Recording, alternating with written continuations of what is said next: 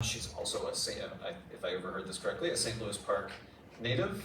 Not native, No. but resident. Are you a resident? No, I actually live in Golden Valley, but I'm in the St. Louis Park Rotary Club. Which one are you in? Morning? Sunrise, yep. The Sunrise. Okay, so a member of the Sunrise Club. So we got a Rotarian and a Golden Valley resident. Doesn't get much better than that. So what's that? Twofer. Exactly.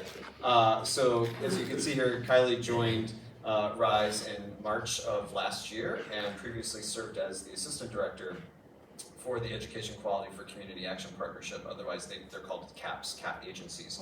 This one was for Ramsey and Washington counties, and the Workforce Development Coordinator for the Child Care Aware of Minnesota, which again is within, and maybe, I don't want to steal your thunder, but maybe Kylie can explain what Child Aware is. I'm a little familiar with it since I've done some lobbying in the child care world up at the state capitol. And as you can see, she's also very intelligent. She's got not only a bachelor's degree, she's got a master's degree in early ed, and believes strongly, like we all want to, have high quality early education. And in 2018, she was recognized as the exchange leader by Child Care Exchange magazine, which I would assume is kind of like the national industry magazine. I mean, we've got a mover and shaker here. And she's served as co-president for the Minnesota Association for the Education of Young Children, and how do you pronounce it? MnAEYC. MnAEYC. Yep. MnAEYC. And last but not least, she's a master trainer certified through the Minnesota Center for Professional Development since 2015. And if I overheard correctly, oh gosh, what was it? You were saying something about your husband and snowboarding. Oh, he teaches adaptive snowboarding. It's probably his 10th or 11th year out of Trollhagen every winter. That's really cool. Yeah. With children or all ages? Anyone, it's all ages, with physical disabilities for the majority. It's through the Courage Kenny program. Oh, cool. So I don't know if everyone heard that or not, but Kylie's husband also teaches adaptive snowboarding through Courage Kenny out at Trollhagen. So we could get another twofer here. We could have Kylie today, and then we could have Kylie's husband come back as a speaker to hear about adaptive snowboarding. It's really cool. That sounds kind of cool. So without further ado, please help me welcome Ms. Kylie Cooper.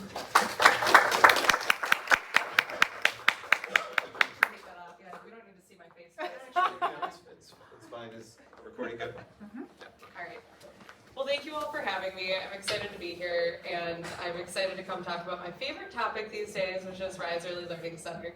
I am somebody who believes really strongly in the impact that early childhood education can have. We know, or I know certainly, that the majority of your brain development happens in the first 5 years of life.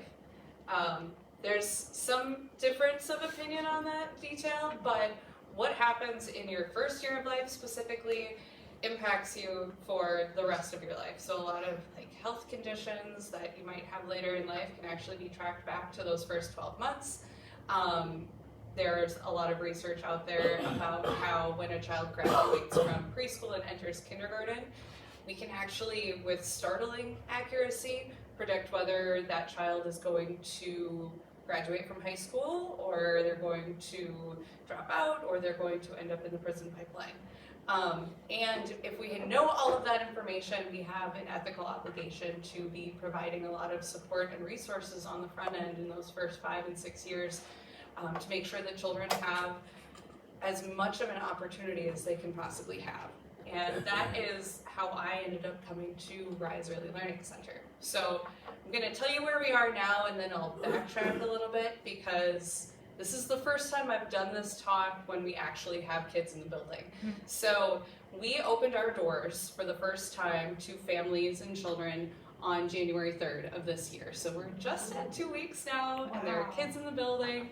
And it has been a whirlwind to get here. So for those of you who are familiar with the St. Louis Park area, we are the building that is on Highway 7. It's a giant residential building called RISE on 7, and we're co-located on the ground floor of the building. The idea for RISE Early and RISE on 7 came back in 2018 from a community assessment that was done, led by Westwood Lutheran Church, which is over on Cedar Lake Road in St. Louis Park. And they invited, as they do every 5 years, they invite all sorts of different community leaders to come in and talk about what they see as the most pressing issues in the community. And it sounds familiar to what Rotarians do, I would say. And over again that summer, while they held these talks, they kept hearing two themes bubble up to the top, and that was there was a huge need for access to affordable housing that was accessible for families, meaning multiple bedrooms, and a need for accessible, high quality, affordable childcare. I have a toddler, she's 2.5, she's wonderful, she's brilliant, but we have to pay childcare for her for me to be able to come to somewhere like this. And does anybody know what the average cost of childcare in a center is in the West Metro? A year? 1 year. 15,000. I'm scared. 25,000. Yeah, $22,000 for infants in the West Metro right now. So I know I work in this field, like this is the, yeah, I'm so sorry. You just made that. It's really important. They really venture age out there. I'm scared. It's not forever.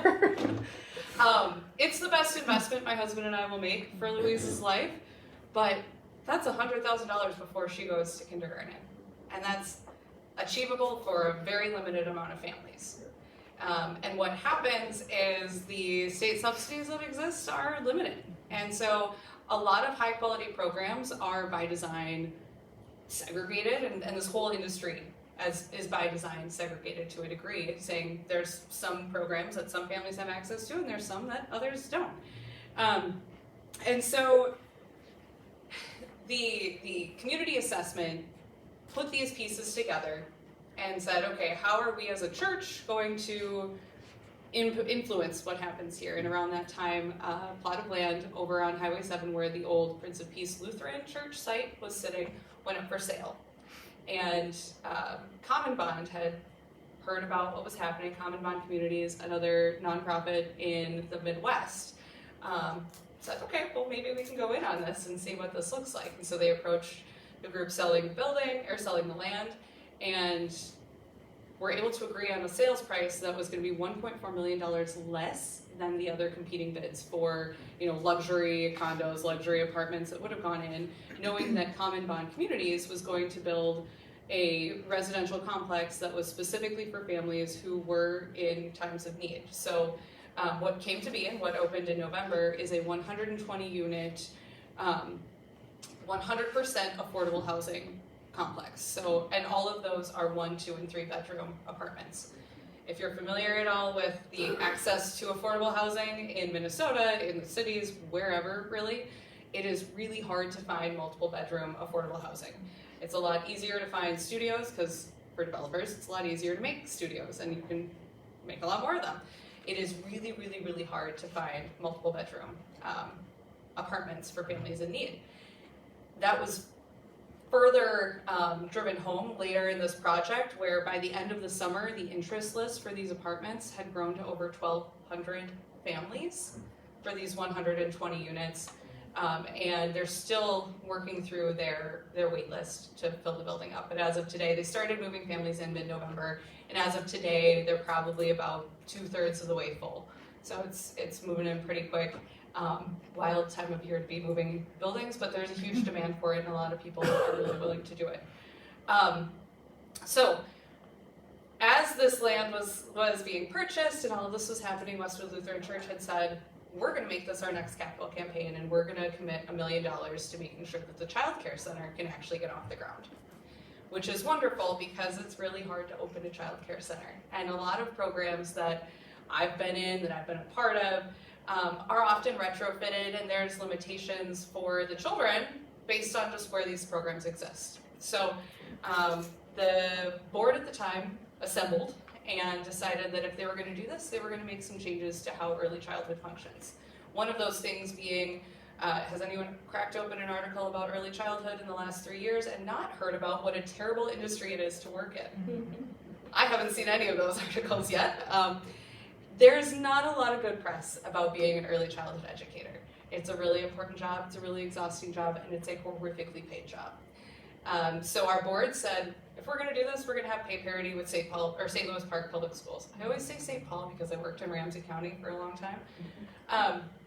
And they said that's just what we're going to do. So we built our whole budget around knowing that we would have pay parity for our teachers. That's another piece that I like to brag on because we are fully staffed now, and for our teaching positions at the center, we had over 100 applicants. Wow. So it really challenged that narrative of nobody wants to work in this field. And I knew that to be true because I left teaching myself after 7 years as a toddler teacher when I graduated with my master's degree, and my employer at the time said, "Congratulations, we're so happy you have that. Here's a 10-cent per hour raise." And I went, "Yeah, I'm not gonna pay off my student loans with that amount of money." And so I had to make some changes, and that's when I started working more on the administrative side of this field, where I'm very happy to be. But I had to gamble a little bit and say, I bet if there's a lot of people like me out there who, if the price was right, if the pay was fair, I would go back to teaching. And sure enough, that has turned out to be the case, and we have an absolutely incredible teaching team who has assembled. We have 2 leads for each of our classrooms, and then an assistant teacher. Another piece we knew was keeping ratios really low meant that we were going to be able to provide the really necessary care for the kids in our classroom. Part of our program design means that we're going to have a lot of kids in high need situations, whether it's for individualized education plans or it's for challenges and instability at home that they're experiencing. And that means the most effective way to work with kids is have more one-on-one time with them. And so our program design had to have that as part of it. And so we're pulling in all of these pieces. Well, research says here's what we need to have. We need to have play-based learning. We need to be have emergent curriculum where we're following what kids are interested in. We need to have outside time. We need to have low ratios and mentoring support for the teachers. And we built our whole program design knowing all of that. And then we said, how much is this actually going to cost us? And put together a 10-year projection, and turned out it was going to be achievable. So what we have found is, we have our 10-year projection tells us how many slots and all the fun stuff in there. And we have a gap because part of our funding model is we take kids who are, we work with children who are receiving CAPRW funding, the Child Care Assistance Program. We work with children who are receiving Minnesota Early Learning Scholarships, but we had also experienced what happens when a family hits the cutoff in income for those benefits, which is nothing. They can go from having access to CCAP to being on the hook for that $22,000 a year. And if, for context, the average household income for a common bond family is $19,000 a year. So suddenly telling a family that they needed to come up with $22,000 a year, you can kind of see the decision that has to be made. So we created a third scholarship level, kind of the next rung in the ladder internally for families to be able to access when they do hit that income threshold, because we don't want the decision to be, I need to go to my employer and cut my hours or cut my wages, which absolutely happens, but we wanted to rather help families continue to thrive. And so our internal Rise Early scholarships are prioritized for families who are in Rise on 7, but open to the community as well to help them work through that next phase as they continue to thrive. There's a lot of information. Are there questions so far? Otherwise I can keep talking. As I said, this is my favorite topic to talk about. Yeah, go ahead. How many of your students, if you call them that, are actually living within the property? Mm-hmm.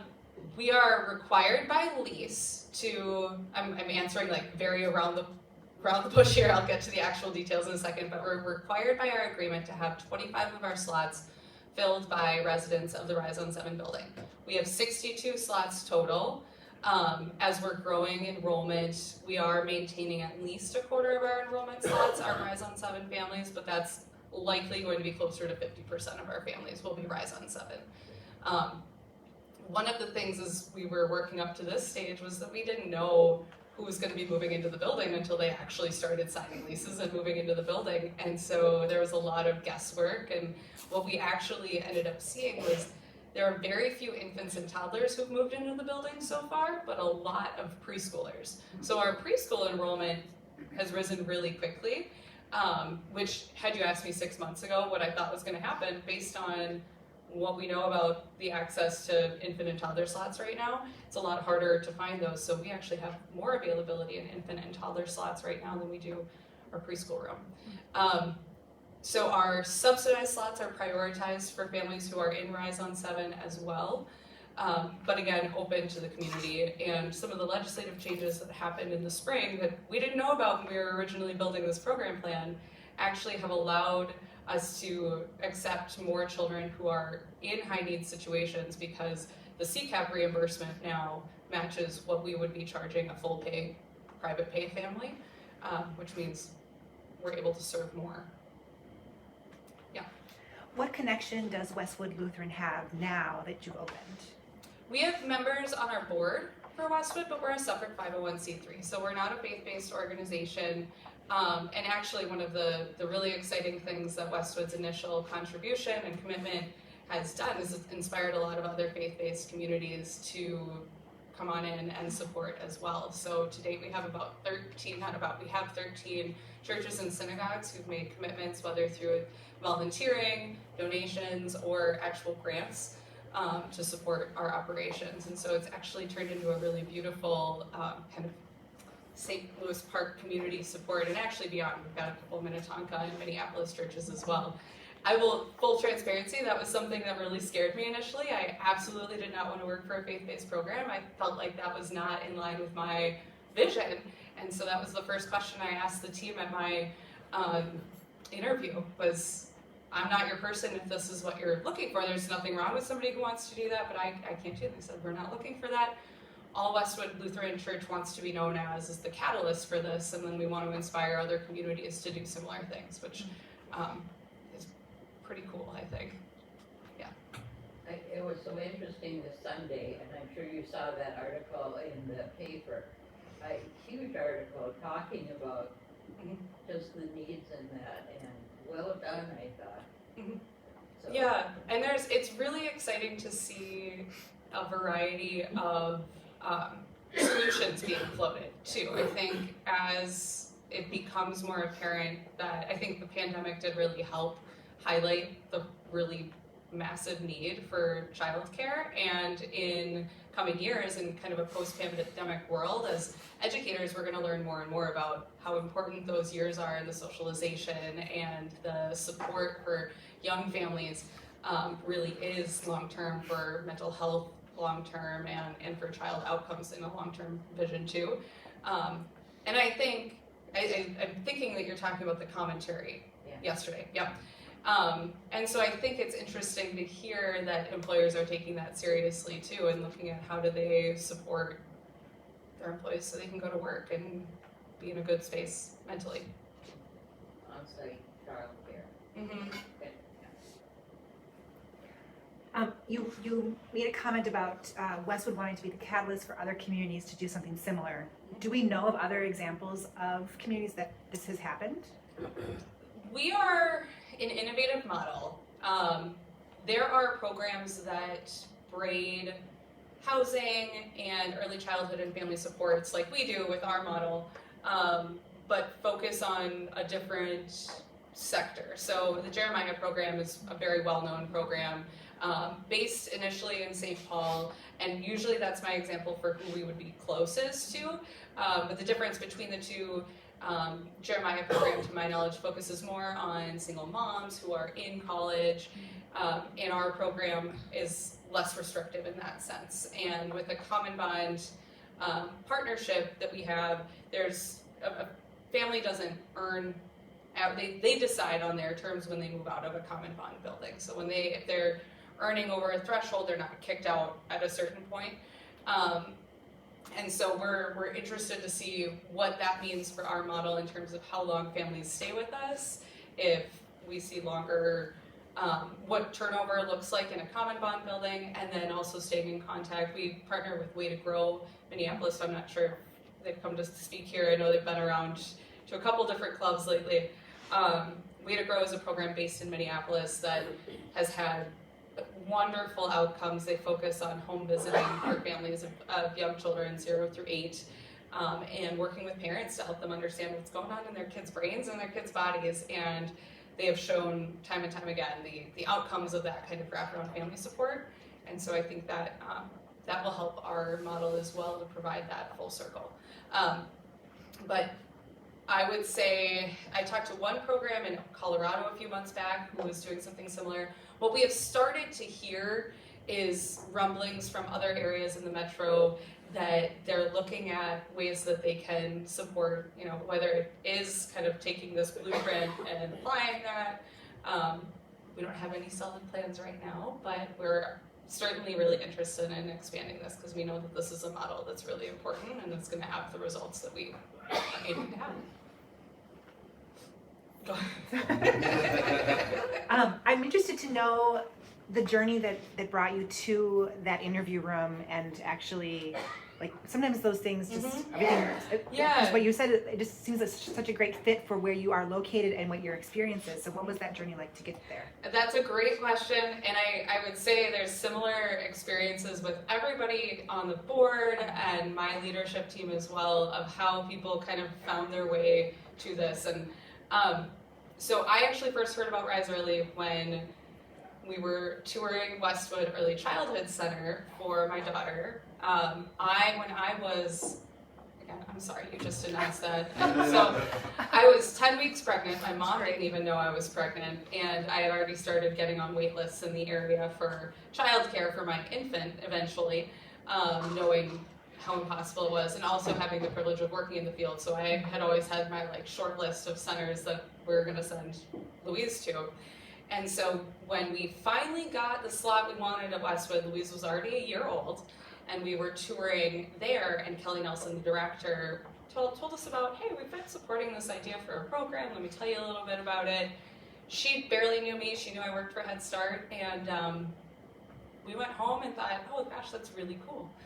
But didn't think much more of that. And as a running, we all think about what would you do if you win the lottery? And so my husband's was like, he was gonna start a commune. Mine was, if we won the lottery, I was gonna build a program that could incubate early childhood educators that would anticipate that there was gonna be turnover and that they might leave the field, they might not, we'd have accessible, affordable programming. But the benefit would be that these educators would go on to other jobs, and the world is better if everybody understands early childhood and brain development and all that good stuff. And the kids would benefit because they would have access to high quality early childhood. And so, anyway, all of that aside, that I didn't think anything more of this for 4 months while Louise started her program, and then I got a call from the recruiter that the board was using in December of 2022, said, let me tell you about this program. I said, I've heard about this program, this sounds really cool. And from there, I got to meet a few more members of the board. One of the things that really sold me was Jim Voss, our board chair, who works for Cressa, and so real estate. And he was describing one of the floor plans to me and how the space design, having nooks and crannies for families to gather and for kids to have closed-in spaces for themselves throughout the building, was actually a trauma-informed design, and that the children and the families were going to benefit from these construction changes that have been made, and that this investment had allowed us to be able to make. And that was just one of a dozen different adjustments to the building to do that, and that had my brain immediately going back to thinking, if the whole world had an understanding of space development and what that impact could have on anyone, because it's not just the 2-year-olds who benefit from having cozy spaces, it's everyone. What kind of a world would that look like? And so that's when I jumped on. So I was the first paid staff in March, and now we've got a team of 12, and we've got a full building operating, and so it's been a wild year to get to this point, to navigate all of the systems.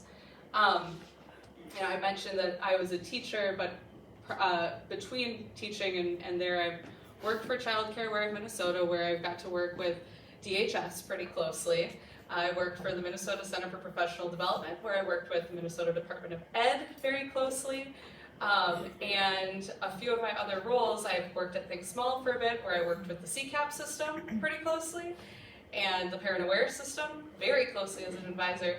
And so all of those roles have made it possible to understand what a system really could look like. We have a state that has a lot of social supports, but often they're very siloed and they don't speak to each other, and they're very difficult to navigate. And so if we were actually to have a social safety net what would that look like? And so being able to have the experience being on the other side of those phone calls in the past has made the last 6 months, as we actually get our doors open, we get all of our paperwork in, a little easier to navigate, because I have an understanding of how these decisions and how these processes work, as confusing as it might be sometimes. Yeah.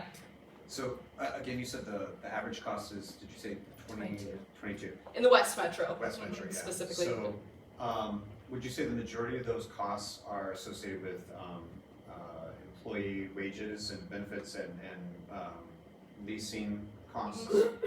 I would say, yeah, so if you were to ask any random childcare owner what the breakdown of their budget was, you would be hard pressed to find somebody that didn't have 75 to 80% of their total annual budget going to staff salaries and benefits. It's a really low overhead field, and it's really expensive. I mean, you have a max of 8 infants that you can have in a classroom, but realistically you need 3 adults who are well paid in that classroom to operate it. So I would say leasing is a factor too, which we are very privileged that Common Bond has actually waived our rent for the first 10 years, and that allows us to keep our costs a little bit south of the average in the West Metro for full pay families, and also make sure that we're prioritizing staff pay. Other areas, I would say much smaller percentages are like your equipment, insurance would be in benefits there. So yeah, I mean, our budget is about 82% goes to staff salaries and insurance. But that's, would you say, because of your unique situation, that's not an anomaly per se, but perhaps above average? I don't think that I would say that that's above average, to be honest. We have a healthier, because of what our situation is, we have a healthier allocation for professional development for our staff. We also work with the CAPRW program to cover the costs for food, so there might be a factor for other programs if they're not participating in that.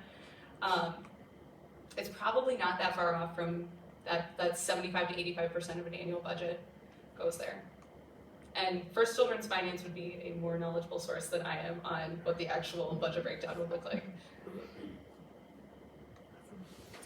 So I will kind of close this out. I know I'm closing out on time here by extending an invitation to you all. We'd love to welcome people out to the site to show what we've been able to do with the investment that's been made for us so far, and what we plan to do with donations as they come in.